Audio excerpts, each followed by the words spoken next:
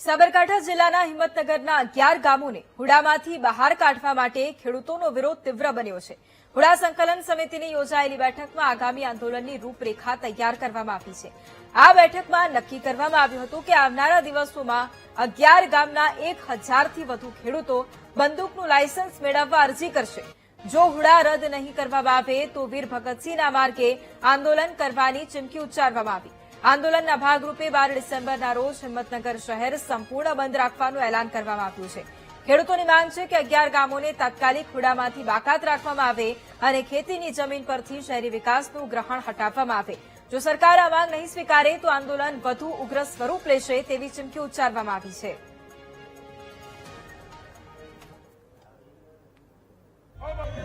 સરકાર દ્વારા હિંમતનગર તાલુકાના 11 ગામોમાં જે હુડાનો કાયદો લાવવામાં આવે છે તે માટે 11 ગામના ખેડૂતો પાર્ટ 1 નું આંદોલન પૂરું કરીને પાર્ટ 2 ના આંદોલન તરફ આગળ વધી રહ્યા છે। પાર્ટ 2 આંદોલન એ જલદ કાર્યક્રમોથી ભરપૂર હશે અને સરકારશ્રીને અમે એક વિનંતી અને એક મેસેજ આપવા માંગીએ છીએ કે સરકારશ્રી વહેલામાં વહેલી તકે હુડા રદ કરે।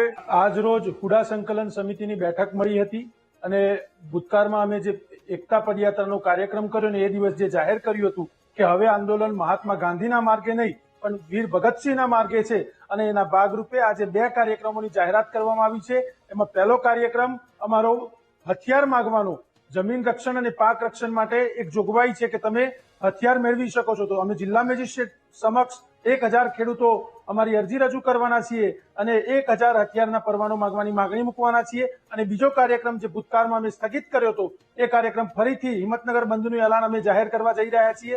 આગામી 12/12/2025 રોજ હિંમતનગર સજ્જડ રીતે બંધ રહેશે। છેલ્લા 85 દિવસથી અમે 11 ગામના લોકો હુડા રદ કરવા માટે સંમેલન કરી રહ્યા છીએ।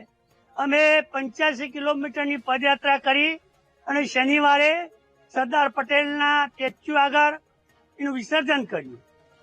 સરકારના નેતાઓ, સાબરકાંઠાના રાજકારણીઓ મારી વાત ખુલ્લીને સમજી લેજો કે તમે જે પેતરા રચી રહ્યા છો કે ધીરજ ધર્મા, ઉત્સવ પટેલ, ગોકુળ પટેલ અને બિરેન પટેલને જેલમાં ગાલવાના। તમારા જેલમાં ગાલવા હોય તો કાલે હવારમાં મને ગાલી દેજો, પણ એટલું યાદ રાખી લેજો કે આ જિલ્લો ભડકે ના પડે।